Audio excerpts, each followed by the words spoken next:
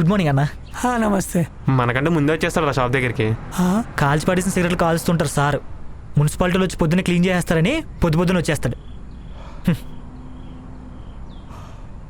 సరే కానీ రాజేష్ డబ్బులు అని తినేస్తున్నాడు. ఒకసారి ఫోన్ ఎత్తొచ్చు కదా. నిన్నే చాలా మంది సర్దాను రా, ఇప్పుడు కష్టం. అయినా నాకు డబ్బులు కావాలని ఫోన్ చేసిన వాడు ఏమైనా ఫోన్ లిఫ్ట్ చేశాడా? నేనేందుకు లిఫ్ట్ చేయాలి? వాడి డబ్బులు కదరా, అయినా సర్దాను అన్నావు కదా, డబ్బులు ఎక్కడివి? నీకు చెప్పలేదు కదా, ఇంట్లో డబ్బులు తీసుకెళ్ళి ఇచ్చేసాను. ఆ విషయం నాన్న తెలిసిపోయి పెద్ద గొడవ అయింది. డబ్బులు తీసుకొస్తాను ఇంటికి రమ్మని బయటికి పోమన్నారు. మన రూమ్కి వచ్చేచ్చు కదరా. కాసేపటికి అమ్మ వచ్చి తీసుకెళ్ళిందిలేరా. ఇంట్లో వాళ్ళు పొమ్మంటున్నారు, ఫ్రెండ్ రమ్మంటున్నాడు. మన కుటుంబం వాళ్ళు మన స్వార్థంతోనే ప్రేమిస్తారు. మంచిగా చదువుకో, మంచిగా జాబ్ చేయి, డబ్బులు సంపాదించు, డబ్బులు దాచుకో.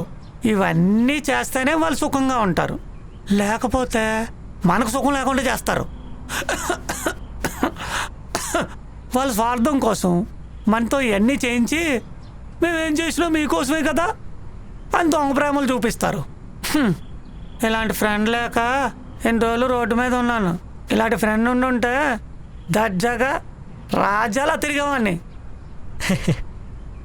కరెక్ట్గా చెప్పావన్నా. వాళ్ళ స్వార్థాల కోసం వాళ్ళు చెప్పామనుకో కోపాలు వచ్చేస్తే. మనిషి కింద పుట్టినందుకు ఎవరు బతుకు వాళ్ళు బతకాలి. కన్నారు కాబట్టి పెంచాలి. మనం ఏమైనా అడిగాం కనమని. ఈ విషయాలు మళ్ళీ వాళ్ళకి చెప్పామనుకో అర్థం కావు.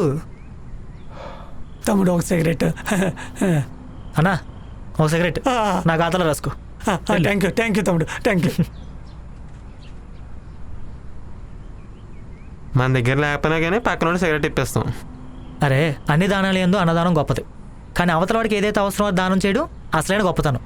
వాడికి సిగరెట్ అవసరం, మనకు పుణ్యం అవసరం. అసలే సాయంత్రం ఎంట్రీ ఉంది. ప్రిపేర్ అయ్యావు మరి?